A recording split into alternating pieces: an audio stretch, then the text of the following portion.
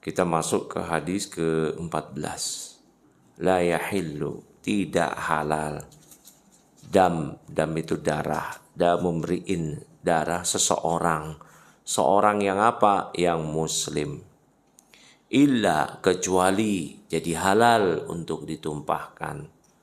Bi'ihda salasin, karena salah satu dari 3 faktor. Assalamualaikum warahmatullahi wabarakatuh.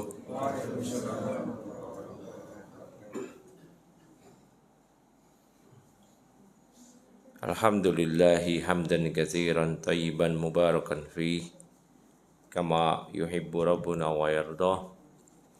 Wa asyhadu an la ilaha illallah wahdahu la syarikalah wa asyhadu anna Muhammadan abduhu wa rasuluhu ma ba'd. Al-hadis ar-rabi'a asyara. Kita masuk ke hadis ke-14. Lihat di situ, An Ibnu Mas'ud, dari Ibnu Mas'ud. Qala, ia mengatakan, Ibnu Mas'ud radhiyallahu anhu, qala Rasulullah sallallahu alaihi wasallam bersabda, la yahillu damu mri'in muslimin illa bi ihda salasin. La yahillu, tidak halal. Dam itu darah. Damu mri'in, darah seseorang. Seorang yang apa? Yang muslim. Illa, kecuali, jadi halal untuk ditumpahkan. Bi'ihda salasin, karena salah satu dari 3 faktor, 3 hal. Yang pertama, as-sayyibuz zani. Yang pertama, kalau dia sayyib, pernah menikah, ya, dan dia berzina, maka dia dirajam.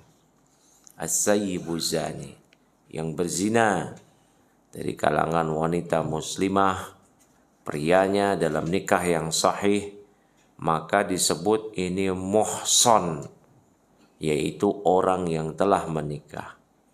Apabila setelah dia menjalankan pernikahan, kemudian dia berzina, walaupun pernikahannya sebelumnya sudah selesai dengan dia berstatus duda atau janda, apalagi masih berstatus sebagai suami atau istri, kemudian dia berzina, maka dia digolongkan sebagai al-mufsidina fil ardh, orang-orang yang membuat kerusakan di muka bumi, karena dia merusak kehormatan diri dia dan orang lain, ya. Dan dia tidak ada uzur untuk dikenakan had, hukuman di dunia. Apa hukuman di dunia? Yaitu dirajam, dibunuh, hukuman mati berdasarkan syariat Islam. Nah, oleh karena itu yustabahu damuhu, darahnya jadi dihalalkan. Tapi perlu diperhatikan, yang mengeksekusi adalah pemerintah, bukan individu. Maka wajib bagi pemerintah untuk menerapkan syariat, ya, bukan individu. Nah, dirajamnya dalam bentuk apa? Yaitu ayurjama bil hijarah hatta yamuta, dirajam dengan batu, dikubur hingga kepalanya saja yang nampak, ya, dikubur hanya kepalanya saja yang nampak, kemudian dia dilempar dengan batu. Batunya batu besar atau batu kecil? Batu kecil, bukan batu besar, ya, batu kecil-kecil sampai dia mati, supaya seluruh tubuhnya merasakan sakit sebagaimana seluruh tubuhnya ketika berzina merasakan nikmat dari atau enak lezatnya berzina. Maka dia mesti dirajam. Ya, dan billah. Ya, dan ini hukumannya dirajam seperti ini, bukan dipenggal, mesti dirajam. Ya, ini keliru kalau dipenggal atau dihukum mati. Nah, kemudian berikutnya kata Nabi sallallahu alaihi wasallam, ya, wa nafsu bin nafsi, jiwa dengan jiwa. Artinya ketika dia membunuh orang lain, ya, dia membunuh orang lain, maka juga dia mesti dihukum mati. Ini yang disebut dengan kisos, Ya ayyuhalladzina amanu kutiba alaikumul qisas. Wahai orang-orang beriman, diwajibkan bagi kalian untuk mengkisos. Ya, diwajibkan bagi kalian untuk mengkisos, yaitu dihukum mati pelaku pembunuhan yang korban pembunuhannya itu seorang muslim, dengan ketentuan ketika proses membunuhnya itu dengan sengaja. Dengan sengaja. Tidak ada urusan terencana atau tidak terencana. Pokoknya sengaja. Kalau dalam undang-undang positif apa mesti apa? Berencana. Tapi tidak. Ini secara sengaja. Karena dalam mazhab Syafi'i, al-qatl, membunuh mukmin itu terbagi menjadi tiga. Terbagi menjadi tiga. Yaitu qatl amad, membunuh secara sengaja. Dan ini hukumannya bukan 10 tahun penjara, 5 tahun penjara potong remisi. Bukan penjara, tapi dihukum mati, dikisos, dipenggal, bukan dirajam. Bukan ditembak mati, tapi dipenggal kepalanya. Ini dikisos. Yang penting dia membunuhnya dengan sengaja. Kalau membunuhnya tidak sengaja, tidak dihukum mati, tapi bayar diat. Bayar diat, bayar denda ke keluarga korban, nilainya 100 ekor unta. Kalau nggak ada unta, dikonversikan ke nilai mata uang setempat. 1 ekor unta 35 sampai 40 juta. Berarti 3,5 miliar sampai 4 miliar. Dan nggak cukup, dia mesti juga membebaskan seorang budak yang beriman.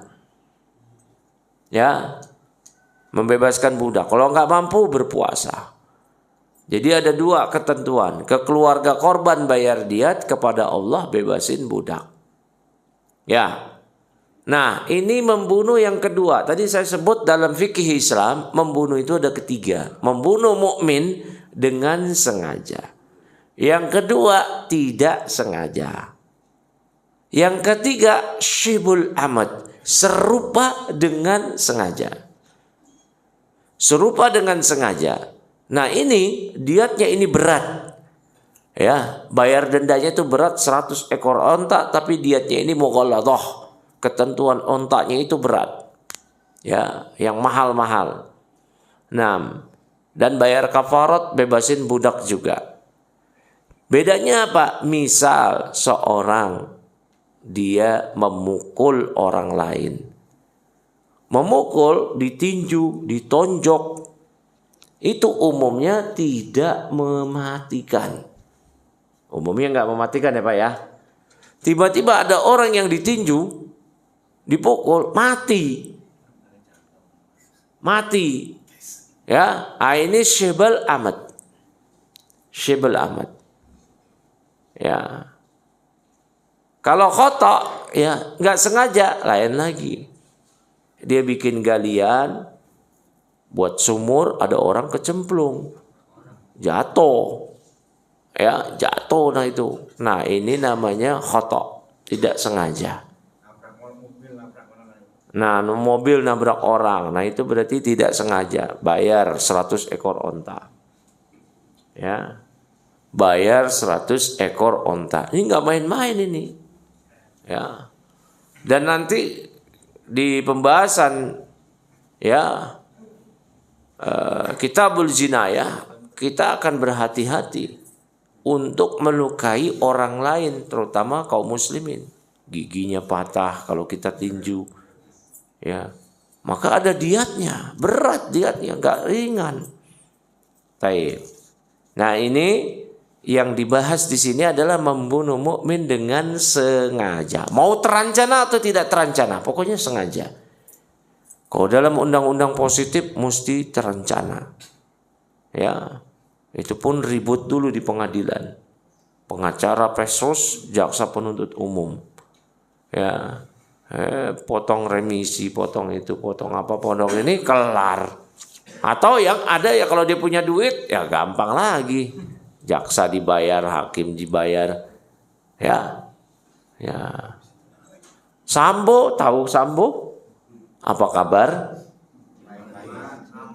Ada kabar eksekusinya maksud saya? Selesai.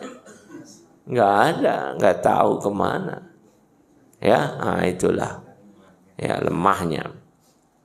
Barakallahu fikum.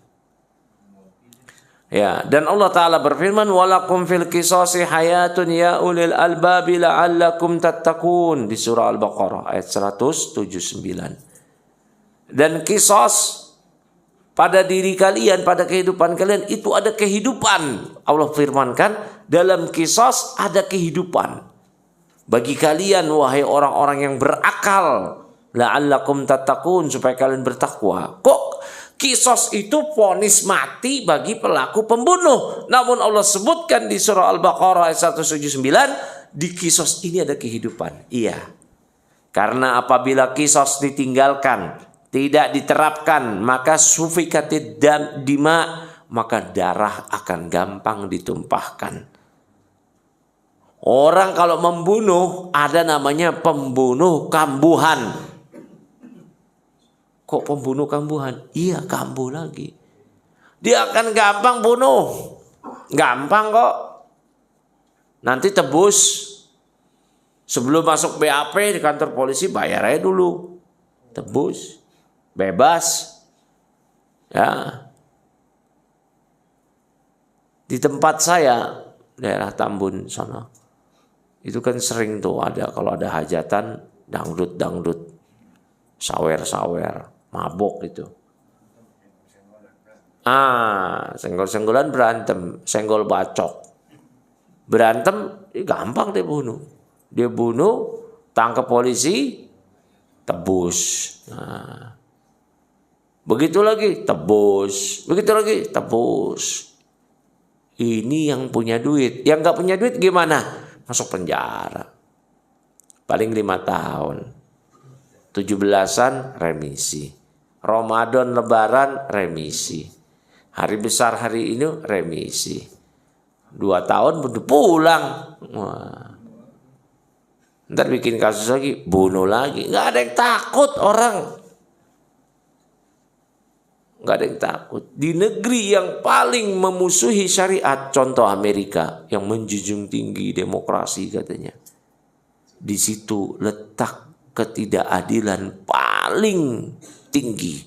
Letak pembunuhan per kasus, per detik paling tinggi. Pemerkosaan paling tinggi. Pencurian, penjamretan, pembegalan paling tinggi. Senjata api legal. Semua orang bisa bunuh. Depresi dikit, bunuh. Bunuh. Ini dikit, bunuh. Ini dikit, bunuh. Paling gak aman. Paling gak aman. Barakallahu fikum. Ya. Dan lihat, ketika suatu negeri, suatu kaum, mereka menjauhi hukum Allah, mereka akan diliputi rasa kecemasan, ketakutan, ketidakadilan, gampang terbunuh. Coba di negeri-negeri yang diterapkan syariat, orang takut ngebunuh. Ya, pencurian, coba aja berani curi, tangkap, potong tangan. Potong tangan. Yang penting udah ada saksi atau pengakuan, udah selesai. Nggak ada pengacara-pengacaraan. Ya, nggak ada pengacara-pengacaraan. Di negeri-negeri yang diterapkan syariat, di Saudi Arabia, di Taliban, pengacara nggak laku. Nggak ada. Nggak ada pengacara itu. Jadi cukup syekh, qadi, dibawa barang bukti, saksi, udah. Vonis bersalah, tinggal eksekusi. Kalau di Saudi, tiap hari Jumat, sengaja di depan orang-orang di Masjid Merah di Jeddah, dieksekusi depan umum di luar masjid, sehingga dipenggal. Orang bisa lihat sendiri. Tangan dipotong, lihat sendiri. Ada orang dirajam, lihat sendiri. Ya, akan ada efek jerah, akan ada rasa takut. Sehingga orang-orang akan khawatir mencuri barang yang di depan dia. Peluangnya itu ada, jelas-jelas ada. Lihat di negeri kita, negeri-negeri yang jauh dari syariat. Nggak ada peluang untuk mencuri, diakal-akalin gimana bisa mencuri. Ya. Barakallahu fikum. Padahal nggak ada peluang untuk mencuri, diakal-akalin. Pencurian motor kian marak, nggak takut. Mau digembok ganda kek, mau dikunci setang kek, mau kayak apa kek, dia selalu inovatif. Punya cairan setan lah, punya apalah, curanmor marak. Ya, gak takut orang, gak takut. Orang gak takut sama hukum, justru takut sama masa. Kalau mau hukum gampang, tebus, belum masuk BAP tebus. Kalaupun udah masuk BAP, bayar tuh sidang jaksa hakim. Kalaupun juga nanti juga ada remisi, sipir tuh bayar. Kelar. Ya. Orang lebih takut kalau curanmor sama masa. Kalau ketangkep dibakar, bonyok sampai mati. Justru itu maling, curanmor kalau ketangkep justru mau polisi tangkap saya polisi. Ya, dia justru cari polisi. Bayangin tuh, kalau udah ketangkep cari polisi. Ini bukti hukum bobrok. Ya. Itu maling. Ini bukannya saya membenarkan tindakan massa ya. Itu juga keliru. Karena pencurian sekalipun potong tangan. Kecuali dia begal. Kalau begal lain lagi nanti. Ya. Begal sama curanmor beda ya. Kalau begal itu plus juga dia membunuh, menyakiti. Itu lain lagi. Taib. Sekarang lihat orang gak takut. Zina gak takut. Ya. Orang gak takut sama hukum kalau zina. Paling takut sama bininya. Sama istrinya. Dia gak takut sama hukum. Dia gak takut sama hukum kalau ketahuan ada saksi, 4 orang saksi. Atau dia ngaku sendiri. Ada bukti. Dirajam. Dihukum mati. Sisa kepalanya dikubur. Kemudian dilempar pakai batu-batu kecil. Sampai mati. Orang gak takut, lebih takut sama kalau ketahuan pasangan.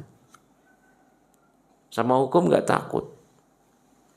Ya. Dan di negeri-negeri yang mencampakkan syariat demikian. Orang gak takut. Di Tunisia, itu negeri yang betul-betul memusuhi syariat. Tunisia. Walaupun mayoritas muslim. Ada orang yang poligami itu ditangkap karena menyalahi undang-undang. Tapi kalau berzina enggak. Sehingga ada seorang soleh yang poligami. Kemudian dapat laporan poligami, digerebek sama polisi. Siap ditangkap, dibacakan undang-undangnya poligami. Kata dia, enak aja, ini pacar saya. Kamu jangan kenceng-kenceng, terketahuan istri saya. Oh gitu ya, mohon maaf. Mohon maaf, udah, ya tenang, aman. Zina diproteksi, dilindungi atas nama hak asasi manusia. Poligami yang nikah dimusuhi. Ya. Kenapa? Soekarno. Nah.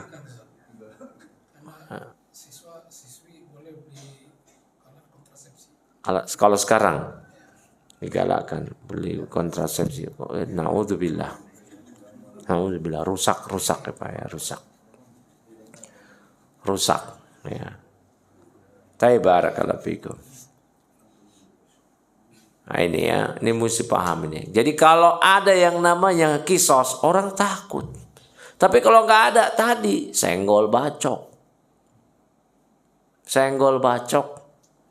akan gampang bermudah-mudah menumpahkan darah. Ya, di jalan lihat-lihatan, apa lo berantem, bisa mati gitu. Nggak takut. Barakallahu fikum. Ya. Ini di mana-mana nggak takut. Mulai dari anak-anak kecil, SMP, SMA, mau yang pesantren atau sekolah biasa. Kalau ngebully temennya, dirundung temennya, dipukulin temennya, nggak takut mereka sampai temennya mati.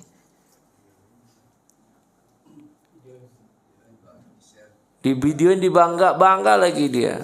Nanti juga gampang, kan ada HAM anak, hak asasi anak, di bawah usia 17 tahun, ya, di bawah umur. Nah, kalau dalam Islam dia udah balik mau 17 tahun, 16 tahun ke, ya udah balik. Apalagi 16 tahun bolak-balik. Udah balik ya berarti diterapkan. Ya, hati-hati ini, Pak. Ini pada muslim yang memang tidak boleh ditumpahkan darahnya. Wa may yaqtul mu'minan muta'ammidan fajazauhu jahannam, kata Allah di Al-Qur'an. Siapa yang membunuh mukmin dengan sengaja, balasannya di neraka. Kalau enggak sengaja, tadi bayar diat dan bayar kafarah, bebasin budak, bayar diat ke keluarga korban 100 ekor onta.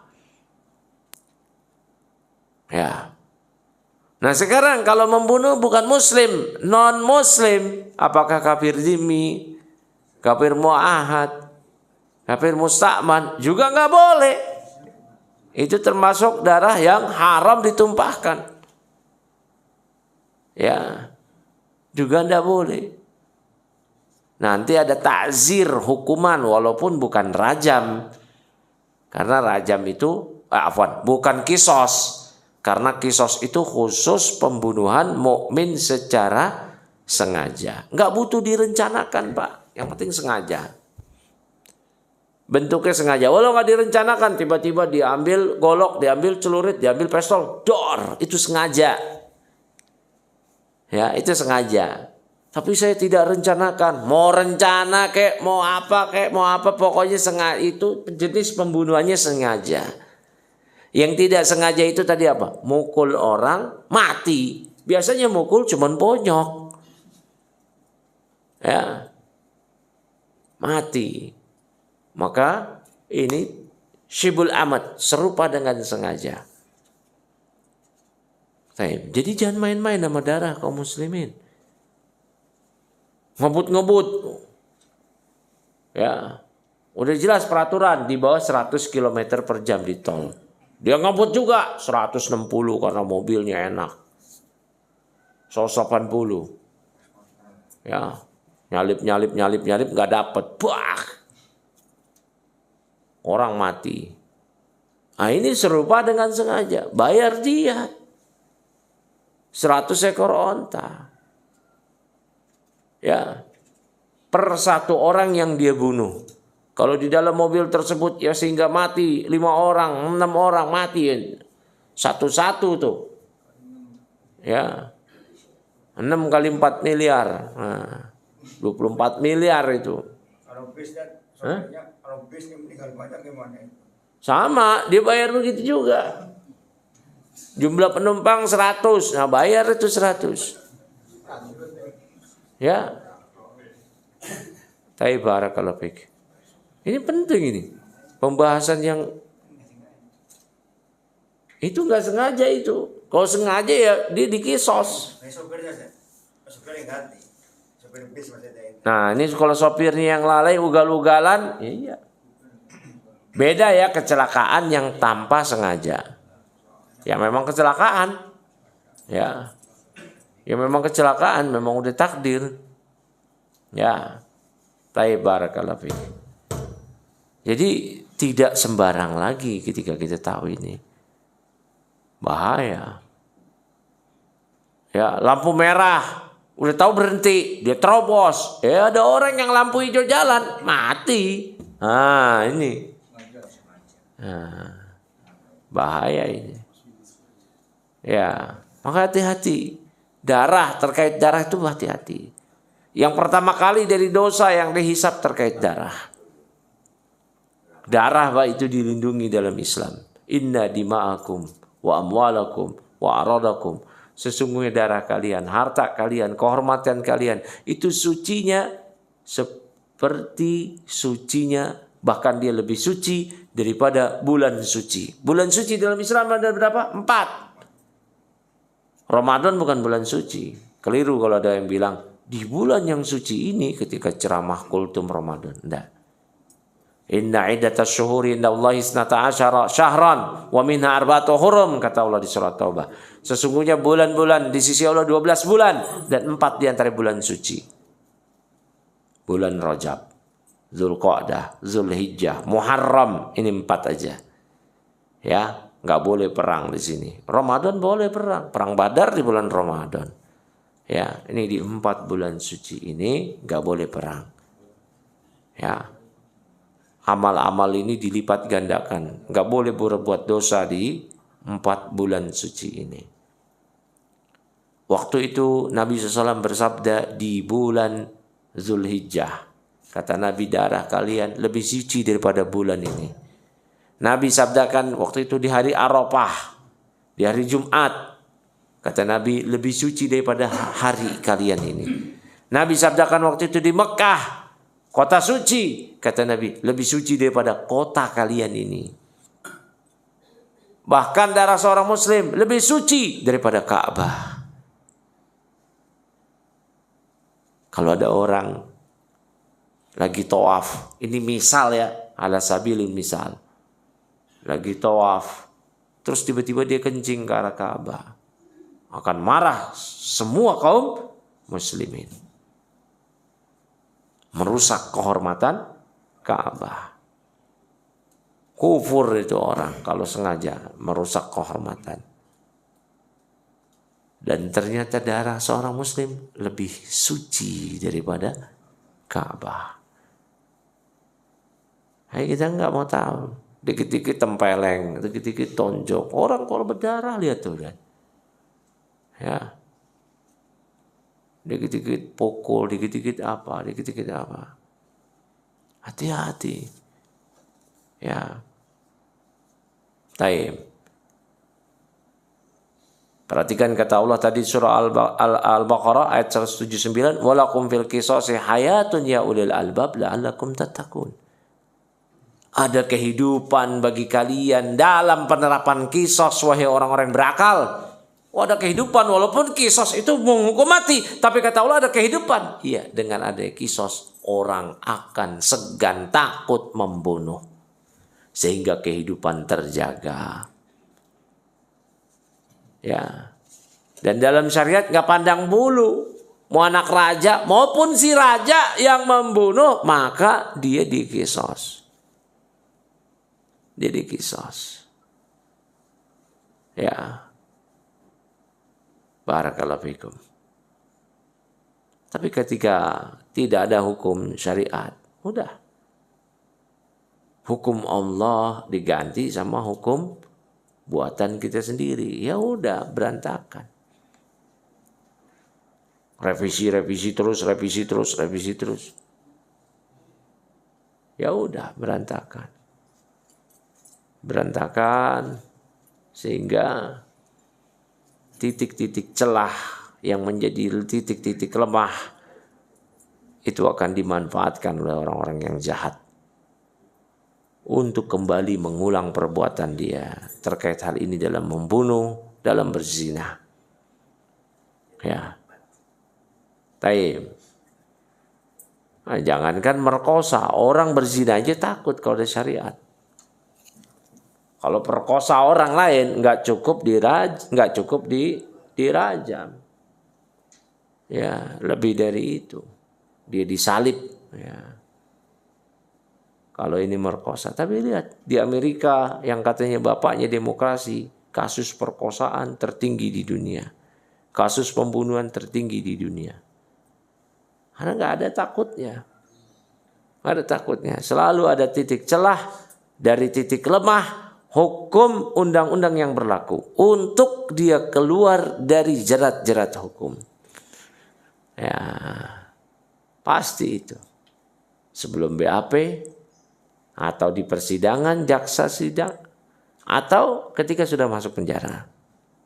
Jadi orang nggak ada yang takut, nggak ada efek jerah. Naudzubillah. Kemudian yang terakhir kata Nabi SAW, siapa ini yang darahnya halal untuk ditumpahkan dengan ketentuan yang hukum diterapkan ini oleh pemerintah kaum muslimin, bukan oleh individu atau kelompok.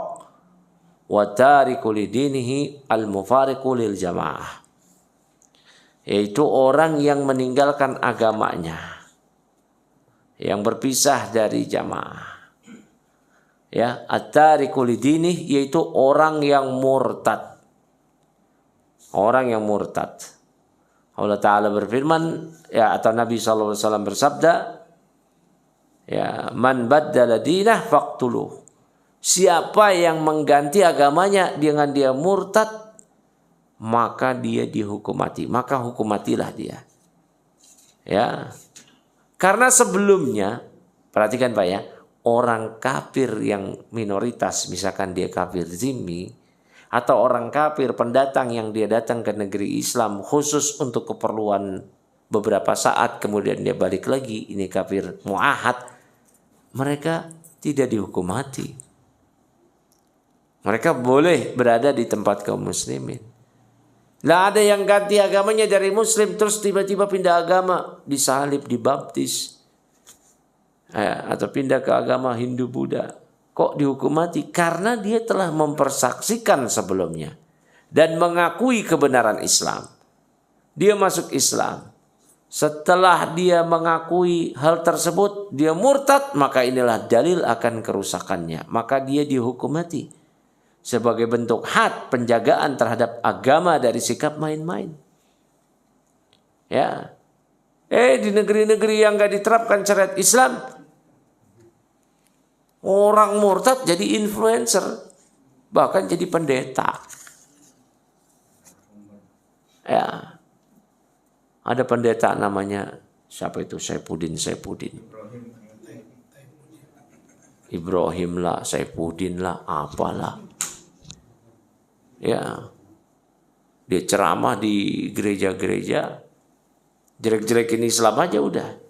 Dengan modal status dia dulu Islam, namanya dipertahanin, itu nggak ganti nama jadi Yohanes Paulus Kriptus, nggak ada, namanya tetap Ibrahim Saifuddin, namanya tetap itu dipertahanin. Udah deh, isi ceramahnya jelek-jelekin Islam dengan modal saya dulu Islam. Ini rusak. Orang yang kayak gini dihukum mati oleh pemerintah, bukan dibiarin dengan dalih hak asasi manusia, memilih kepercayaan masing-masing. Enggak. Bisa dipahami Pak ya? Ya, dan rusak agama kita kalau orang-orang yang murtad dibiarkan. Nah, ini lagi-lagi tanggung jawab pemerintah. Karena yang eksekutor semua ini pemerintah, bukan individu kita. Ya, ketika pemerintah mendiamkan, ya dosanya ke mereka. Tapi ini keyakinan, kita bicara keyakinan kita. Keyakinan kita, orang yang murtad dihukum mati oleh pemerintah. Ketika pemerintah tidak menghukum matinya, membiarkannya, yaitu tanggung jawab di pundak-pundak mereka kelak. Dan kita jadi saksinya bahwasanya mereka telah mencampakkan syariat Allah. Ya. Barakallahu fikum. Ini penting sekali Pak. Karena ya Islam itu hadir untuk menjaga yang namanya agama, jiwa, dan harta, serta kehormatan. Ya, agama, jiwa, harta, kehormatan. Ya, ketika kehormatan agama dinodai dengan orang murtad, maka dia dihukum mati.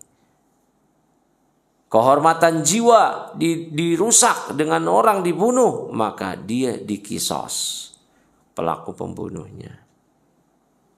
Kehormatan, kemaluan dinodai, ya, taib, maka dia dirajam. Bahkan orang yang menuduh orang lain berzina tapi dia nggak punya bukti, fitnah belaka, ini orang yang buat fitnah nggak dibiarin begitu aja, dia mesti dicambuk 80 kali cambukan. Sehingga kita nggak boleh sembarang qadhaf. Apa itu qadhaf? Menuduh orang lain berzina. Ya. Menuduh orang lain berzina. Naam, barakallahu fikum. Ada juga hifdzul mal, agama kita ini untuk menjaga harta. Sehingga orang yang mencuri dipotong tangan. Potong tangan itu bukan semua tangan, Pak. Kok pergelangan tangannya. Pergelangan tangan. Mencurinya minimal berapa? Rubu' dinar, 1/4 dinar. 25%. 1 dinar bukan 1 gram. 1 dinar itu 3,5 gram, kurang lebih itulah. Ya. Mencuri handphone, potong tangan. Curi sendal, enggak potong tangan. Takzir, keputusan dari hakim, kodi. Apakah dia nanti dipenjara? Begitu. Ya. Curi ayam, nah itu. Tapi kalau curanmor, ya dipotong tangan. Curi HP kan sekarang mahal-mahal itu. Potong tangan. Nah itulah sekarang harta koruptor itu aman deh. Ya. Karena nggak ada hukum syariat. Nggak takut, jangankan nyolong HP. 300 triliun gampang. Gampang karena nggak ada undang-undang. Ya. Nggak ada undang-undang syariat, yang ada undang-undang hukuman manusia. Masih diproses bisa selesai. Udah diproses masuk pengadilan bisa selesai juga. Bayar jaksa, bayar hakim. Udah selesai vonis di penjara bisa selesai juga. Bayar sipir, bayar apa. Dulu ada namanya, enggak dulu barulah penjahat di mafia pajak. Pegawai pajak sendiri, Gayus Tambunan. Masih ingat? Dia di penjara, divonis. Namanya di penjara. Orangnya pelesiran. Ke Bali, nonton tenis. Hah? Orangnya pelesiran. Kemana-mana berkeliaran. Ya. Bahkan bisa dilolosin sama pemerintah sendiri. Ini yang senior-senior pasti ingat. Edi Tansil.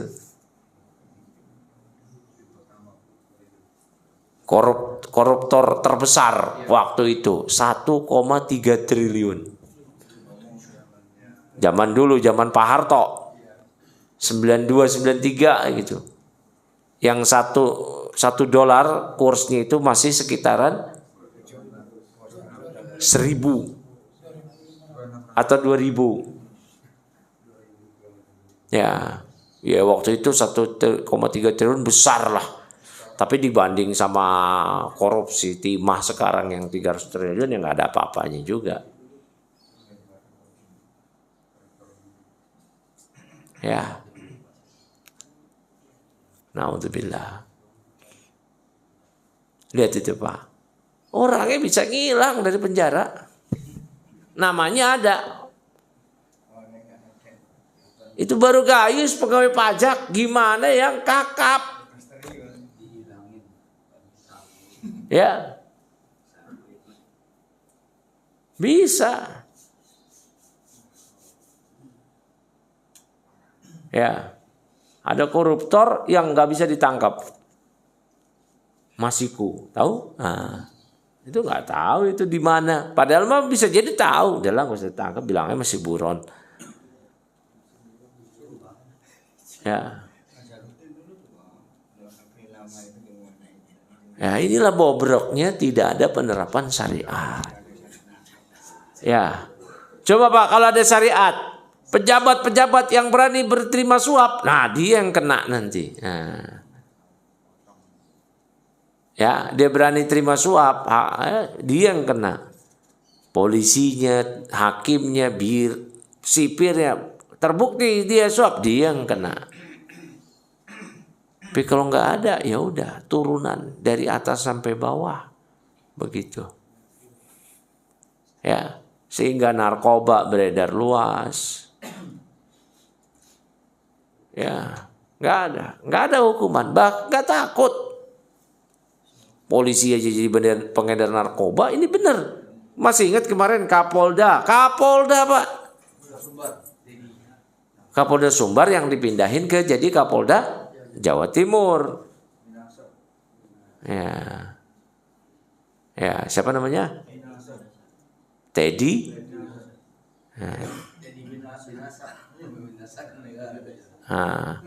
Udah level bintang 2. Jadi bandar narkoba. Jadi bandar. Itu bintang 2. Gimana yang?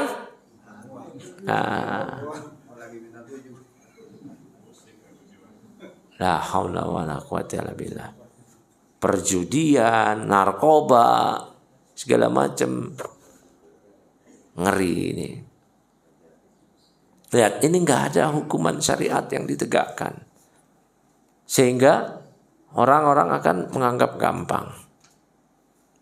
Anggap gampang. Naudzubillah. Ya, ini juga yang masalah kemurtatan. Orang akan udahlah. Bebas. Ya, sehingga orang murtad itu seakan-akan gampang. Tiba-tiba nikah sama orang beda agama, diikut agama orang lain. Ya, ini harusnya dihukum mati. Sehingga orang takut. Ya, al-mufariqu lil jamaah, yang melepaskan diri dari jamaah yaitu orang-orang yang keluar ya dari jamaah kaum muslimin. Ya, dengan dia bugot atau dengan dia di sini mengikuti aliran sesat yang menyebabkan dia keluar dari kaum muslimin. Ya, maka dia ini dihukum mati. Taib, selesai pembahasan kita dari hadis ke-14. Ya, di sini ada 3 hal. Orang yang halalnya darah ditumpahkan dengan ketentuan eksekutornya pemerintah, pemimpin, bukan kita.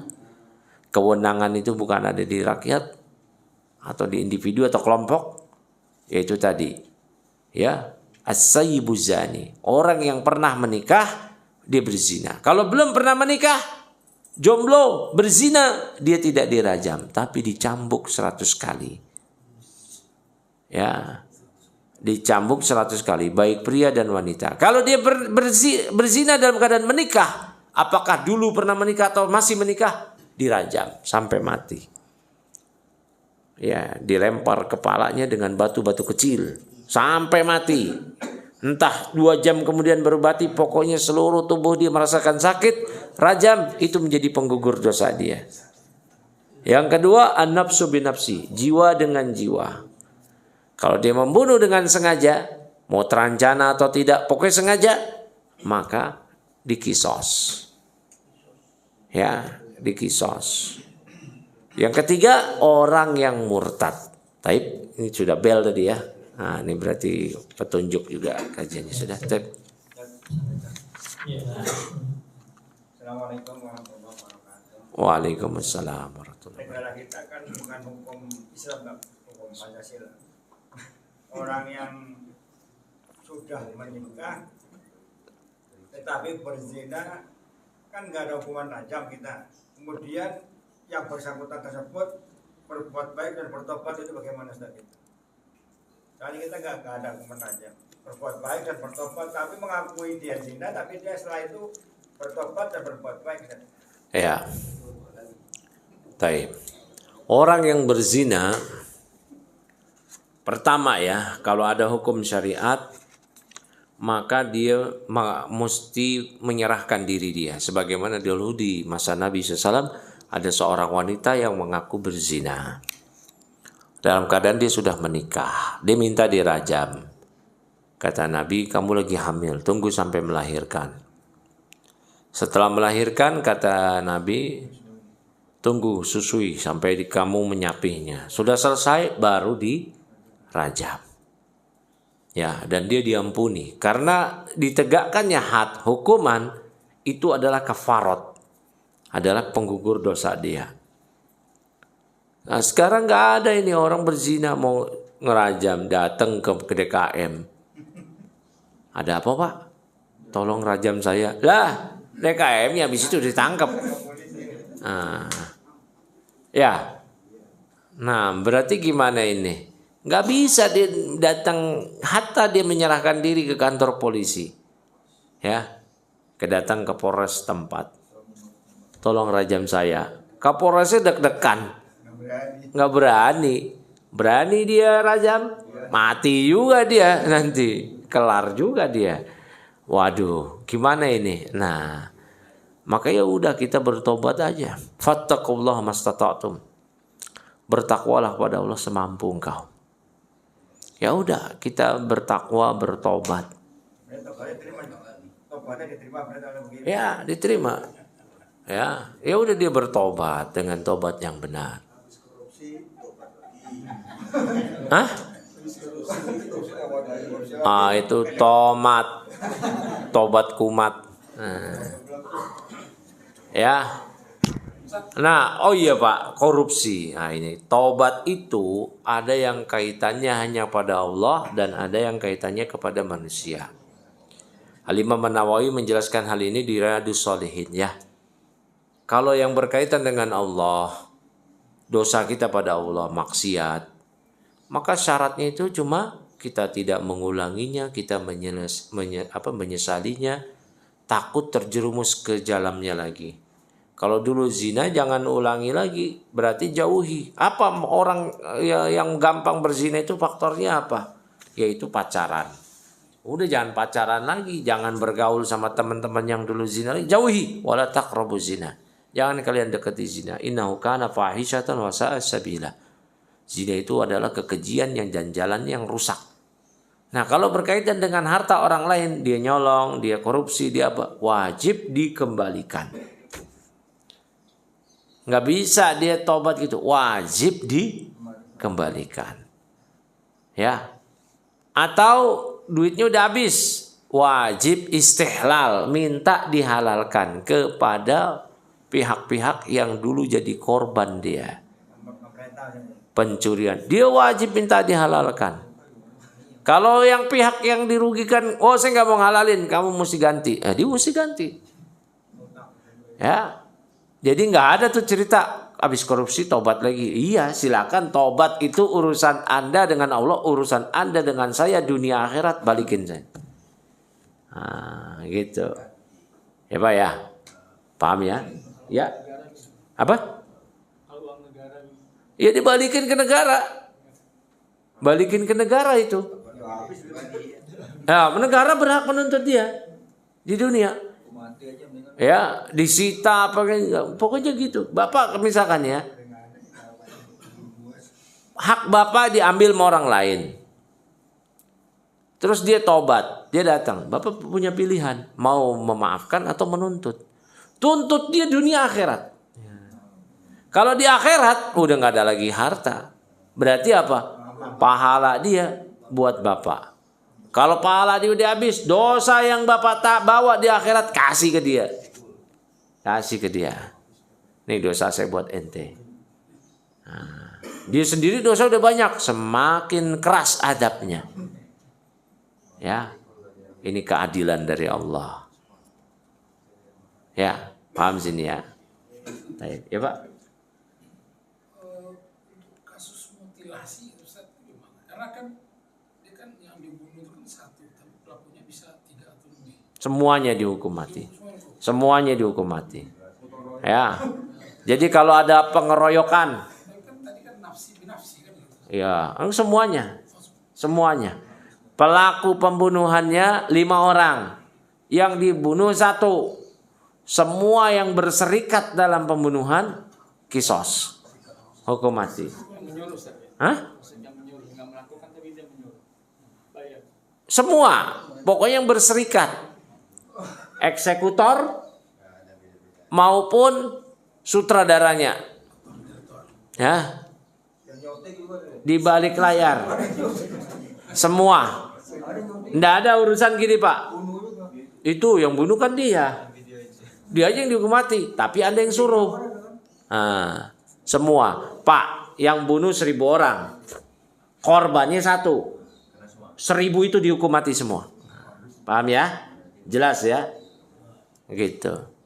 An-nafsu bin nafsi, betul, jiwa dengan jiwa. Gitu. Ya, apalagi, Pak? Lanjutan di surat Al-Baqarah tadi kalau salah kan disebutkan di surat Al-Abdu bil hurri wal abdu bil abdi. Ya, budak dengan budak. Unsa bil unsa. Ah. Ketika seorang laki-laki membunuh wanita itu kan harusnya kan yang dibunuh wanita. Jadi apakah berarti bahwa yang harus dibunuh wanita juga atau gimana? Enggak. Bukan begitu pemahamannya. Pokoknya jiwa dengan jiwa. Laki membunuh pria. Laki membunuh wanita. Ya sama aja dibunuh dia yang membunuh. Jadi nggak ada ketentuan mesti cewek sama cewek, cowok sama cowok. Salah memahaminya. Ya, salah memahaminya. Ya, taib. Semuanya itu sama. Begitu. Cuman hadnya budak itu setengah had orang merdeka. Hadnya budak setengah had orang merdeka. Budak jomblo berzina cambuknya 50. Kalau orang merdeka tadi berapa? 100. Nah, itu yang 80 kalau qadzaf. Kalau menuduh. Ya, menuduh orang lain berzina. Dia nggak mampu mendatangkan 4 orang saksi. Baik, yang lain silakan kalau masih ada. Masalah doa dan ketika sujud kan dia dulu berdoa. Saya pernah dengar yang sedau tidak perlu baca sholawat. Ada yang bilang baca sholawat, yang benar mana tuh? Dalam doa, masya Allah. Ya, sujud dalam doa kata Nabi SAW, aqrabu ma yakunu baina abdi min rabbihi wa huwa sajidun fa'aksir doa. Saat-saat yang paling dekat, momen-momen yang paling dekat antara seorang hamba dengan Allah adalah ketika si hamba sujud. Maka perbanyaklah doa. Perhatikan ketentuan membaca doa ketika sujud. Yang pertama, haram membaca bahasa Indonesia. Nggak boleh. Nggak boleh pakai bahasa Indonesia. Kalau pakai bahasa kita, sholatnya batal. Paham sini ya? Yang kedua, boleh mengambil doa dari Al-Quran. Karena niatnya bukan tilawah, tapi doa. Ingat dalam sujud nggak boleh baca Quran. Tapi sekarang doa-doa kan banyak di Al-Quran tuh. Rabbana atina fid dunya hasanah itu aja ada di Al-Quran. Rabbighfirli wa liwalidayya itu di Al-Quran. Rabbi zidni ilma itu di Al-Quran. Boleh nggak kita baca Quran itu, baca doa dari Quran? Boleh, karena niatnya bukan tilawah. Tapi niatnya doa. Beda ya, kalau di sujud dia baca dengan Rabbana atina fid dunya hasanatan. Ya, ini berarti udah niatnya tilawah. Nah, ini yang nggak boleh, haram. Nah, itu yang kedua. Yang ketiga boleh membaca doa dari hadis-hadis Nabi.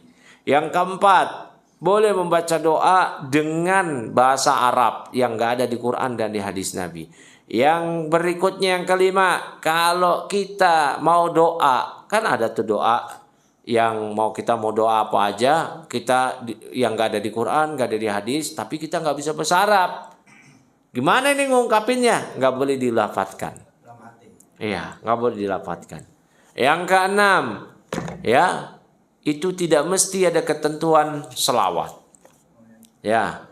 Ada kaidahnya begini, kullu du'ain mahjubun hatta yusalla alayya. Semua doa mahjub kata Rasulullah SAW. Mahjub itu terhijab, terhalang. Ya, terhalang dari ijabah, dari dikabulkan hingga dia berselawat kepada Nabi SAW. Ya, nah seorang boleh nggak selawat? Boleh. Nggak selawat boleh nggak? Boleh juga. Terutama kalau dia jadi makmum yang batas waktunya mengikuti gerakan imam, kan begitu? Ya udah, dia doa semampunya. Dia baca tasbih subhanarabbil a'la 3 kali, habis itu masih ada waktu luang, dia doa. Banyakin doa. Ya. Nah, kalau dia jadi imam boleh nggak panjang-panjang? Perhatikan makmum. Ada aki-aki kebanyakan sujud, ya, bangkitnya susah. Jangan kebanyakan, jangan egois. Itu kita manfaatkan kalau kita sholat sendiri, Pak. Nah, kalau kita sholat sendiri. Tapi memang dianjurkan imam, makmum, sholat sendiri, sholat berjamaah. Dalam sujud ada doa, Pak. Walau cuma satu doa setelah tasbih. Walau cuma satu doa. Kapan lagi? Ini saat-saat yang paling dekat dengan Allah. Bagian termulia dari tubuh kita, wajah, kita sungkurkan. Kita taruh di tempat yang paling rendah dengan seraya memuji subhana rabbiyal a'la. Maha suci Rabbku yang paling tinggi, itu yang paling dekat dengan Allah.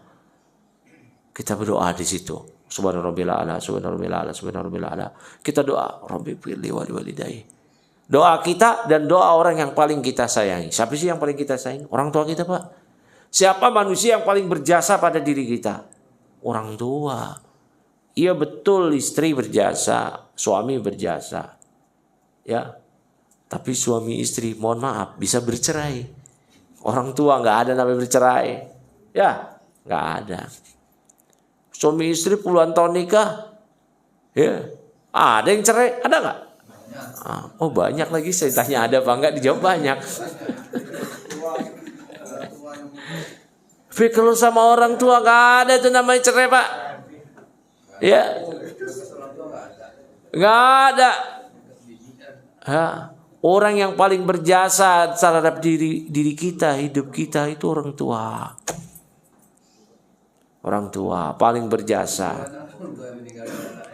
Ya, itu paling berjasa terhadap diri kita. Itu perhatikan tuh. Berarti doa setelah untuk diri kita orang tua. Nah, untuk diri kita orang tua, baru doa untuk anak, istri, kakak, adik, kakek nenek kita doain. Orang-orang doain kaum muslimin. Nah, kalau waktunya pendek, ini yang saya bahas kalau waktunya pendek ini, ya udah doain buat kita dan orang tua kita aja. Kalau waktunya pendek ini, karena ngikutin imam kan? Harus terakhir. Hah? Nah, ini ya juga termasuk diantara kekeliruan. Memahami hadis keutamaan doa dalam sujud dipahami di sujud terakhir. Itu tidak ada. Sujud pertama, kedua, pertengahan, terakhir, rakaat pertama, rakaat tengah, pokoknya semua sujud. Ingatnya pas di rakaat terakhir, ya udah nggak apa-apa. Kan ingatnya di situ. Berarti dia tidak mentaksis, tidak mengkhususkan. Ya, tidak mengkhususkan. Ingatnya, oh iya lagi doa nih sujud pas kebetulan di sujud terakhir. Itu nggak masalah. Yang masalah, Pak, kalau mentaksis, mengkhususkan. Loh, kok Anda kalau di rakaat terakhir sujudnya panjang lama terus? Oh iya, keutamanya. Loh, bukankah keutamaan sujud itu umum di sujud rakaat berapapun? Oh enggak, mesti terakhir. Oh enggak, mesti terakhir. Dia mesti mendatangkan keterangan. Dari mana itu? Ada riwayat hadisnya enggak? Kedua, pemahaman siapa dari hadis tersebut? Enggak boleh menurut saya, enggak bisa menurut saya. Kok beragama pakai menurut saya? Menurut saya beda sama menurut Anda gitu. Ya, jadi enggak bisa. Nah, ya, jadi tidak ada ketentuan di rakaat terakhir. Ya, terus juga Pak, kalau makmum kita memang mau doa, ternyata imamnya nggak doa, cuman tasbih 3 kali aja nih imamnya bukan nggak mau doa, lupa gitu. Ya, siapa sih orang yang nggak mau doa? Kita kan mesti berdoa ya Pak ya. Kata Nabi SAW, man lam yad'ullah yaghdab alaih. Siapa yang tidak berdoa pada Allah, Allah murka sama dia. Ya, mungkin lupa lagi sujud. Subhanallah, subhanallah, subhanallah. Allahu Akbar. Makmumnya bilang, aduh, mau doa juga nih. Nah, ya udah. Nah, si makmum seperti ini, dia nggak boleh berdoa panjang sehingga dia ketinggalan dari imam. Salah satu pembatal sholat, ya, pertama musabaqah, dia sengaja mendahului imam, ini batal sholat dia. Sengaja ya Pak ya, sengaja. Beda sama yang nggak sengaja. Yang nggak kedengeran di sono, dia bangkit dari ruku, imamnya belum bangkit, ya, baru imamnya sami Allahu liman hamidah. Dia gimana? Ya udahlah, udah tanggung, udah diri, nggak boleh, dia mesti balik lagi. Ya, dia lagi ruku, nggak kedengeran. Ya, dia itidal, baru imamnya sami Allahu liman hamidah. Dia mesti balik lagi karena yang tadi tidak teranggap. Yang tadi tidak teranggap, mesti mutabaah. Hah? Nggak boleh, karena tidak dianggap tadi Pak. Tidak dianggap, dia mesti balik lagi, ruku lagi, kemudian baru itidal. Nah, itu kalau tidak sengaja tidak batal. Kalau sekarang sengaja Pak, sengaja dia, kelamaan imamnya deh, udah gue itidal duluan dah. Nah, batal sholatnya. Ya, ini batal. Ini yang pertama, menyengaja mendahului imam. Yang kedua, menyengaja melambatkan diri dari imam. Ya, batal juga sholatnya. Ya, udah panjang. Imamnya tiba-tiba salam, assalamualaikum warahmatullah. Batal sholat dia. Mutabaah kita berakhir dengan imam, itu mutabaah. Mutabaah itu apa sih? Wajib mengikuti imam. Nabi SAW sabdakan, innama ju'ilal imamu liyu'tamma bih. Imam dijadikan untuk diikutin. Makanya Pak, kalau kita sholat berjamaah, ulama mazhab Syafi'i dan yang lainnya mensyaratkan niat itu harus niat bermakmum. Kalau kita niat sholat aja berarti nggak sah sholat kita berjamaah. Ya, berarti kita dianggapnya munfarid. Ya, itu mesti niat bermakmum. Makanya ulama Syafi'iyah itu ngajarin redaksi itu. Usolli, fardo, zuhro, ya, makmuman. Nah itu makmuman sebagai makmum. Kalau kita nggak mau itu kepanjangan dalam hati, ya udah, ya Allah saya sholat zuhur makmum sebagai makmum. Itu mesti ada niat sebagai makmum. Ya. Nah berakhir mutabaah kita dengan imam kalau imam salam. Nih imam salam nih, kita tahiyat. Imam salam, assalamualaikum warahmatullah, assalamualaikum warahmatullah. Itu berakhir mutabaah. Berarti kita mau terus mau baca doa panjang, nggak apa-apa. Udah nggak ada urusan sama imam. Imam sudah salam. Paham ya Pak ya? Tapi tadi imam sujud dia sujud, imam bangkit dari sujud, imam tahiyat dia nggak mau doa aja terus. Sengaja batal Pak. Ya. Tapi kalau belum mengerti tentang ini masalahnya jadi batal. Belajar makanya mungkin itu. Itu makanya belajar agama ini wajib. Nabi SAW sabdakan, talabul ilmi faridatun ala kulli muslim. Menuntut ilmu, perhatikan nih hadisnya. Menuntut ilmu hukumnya wajib bagi seorang muslim. Perhatikan hukumnya apa? Wajib. Ilmu apa yang wajib? Pertama, ilmu mengenal Allah, ilmu akidah, usuluddin. Yang kedua, ilmu tentang fikih ibadah dia sehari-hari. Apalagi berkaitan sholat, yang sholat sehari 5 kali. Ketika dia nggak mau belajar, dia salah, nggak ada uzur, dia berdosa. Dan dia kalau memang nggak mau belajar, itu di surah As-Sajdah, dia digolongkan orang yang paling zalim. Boro-boro dapat uzur. Allah firmankan, وَمَنْ أَظْلَمُ مِمَّنْ ذُكِّرَ بِآيَاتِ رَبِّهِ ثُمَّ أَعْرَضَ عَنْهَا إِنَّا مِنَ الْمُجْرِمِينَ مُنْتَقِمُونَ. Dan siapakah orang yang lebih zalim daripada orang yang telah diberi peringatan namun dia berpaling? Kami akan membalas orang yang berbuat dosa tersebut. Ya, jadi wajib belajar. Ya, boro-boro uzur, dosa dia, nggak mau ngaji dosa. Ya, bahkan orang yang masa bodoh terhadap urusan agama itu termasuk pembatal keislaman sebagaimana dijelaskan oleh para fuqaha di Kitabur Riddah. Syekh Muhammad At-Tamimi punya risalah namanya Nawaqidul Islam, pembatal-pembatal keislaman. Pembatal ke-10 disebutkan al-i'rad bidini an dinillah la yata'allamuh wa la ya'malu bih. Berpaling, enggak masa bodoh dari urusan agama. Ya, dia enggak mau belajar, enggak mau ngaji, enggak mau beramal, bodoh amat.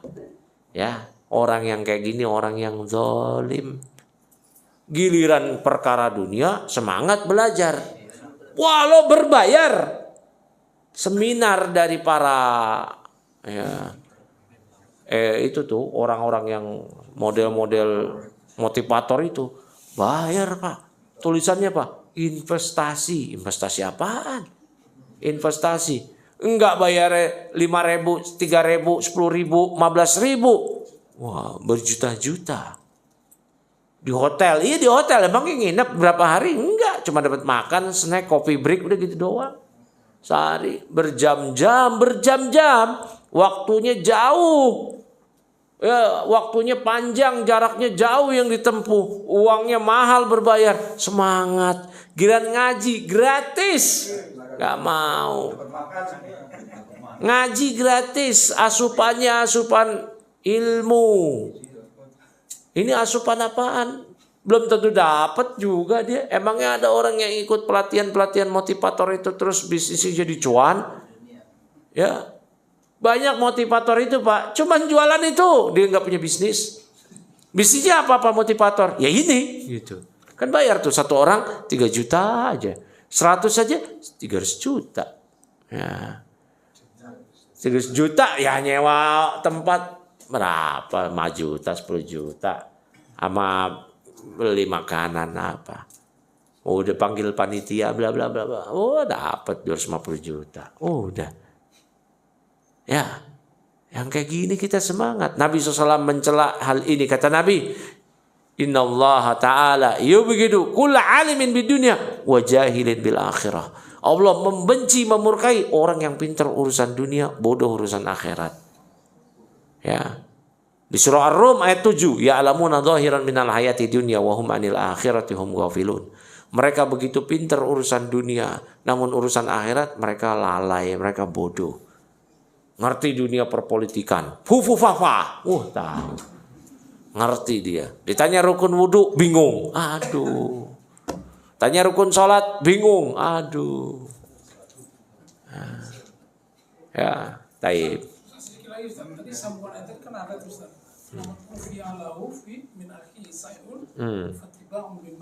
Nah itu kalau yang dimaafkan. Ya. Yang dimaafkan oleh keluarganya, pembunuh pelaku pembunuhan dengan sengaja, kalau dimaafkan oleh keluarganya, ya, maka tidak dikisos tapi bayar diat mughaladah. Diat mughaladah. Ya, diat mughaladah itu diat yang berat. Nah, gitu. Kalau dimaafkan oleh keluarganya. Kalau keluarganya nggak memaafkan, udah. Ya, maka wajib dikisos. Di Saudi waktu itu ada seorang bapak memaafkan pembunuh anaknya. Ya. Maka tidak dikisos, cukup bayar diat mughaladah. Dan bayar kafarat bebasin budak. Kalau nggak ada dia berpuasa. Tapi cukup kali ya. Ya. Mungkin ditutup oleh Bapak, silakan. Alhamdulillah banyak yang bisa saya dapatkan dari kajian pagi hari ini, insyaallah.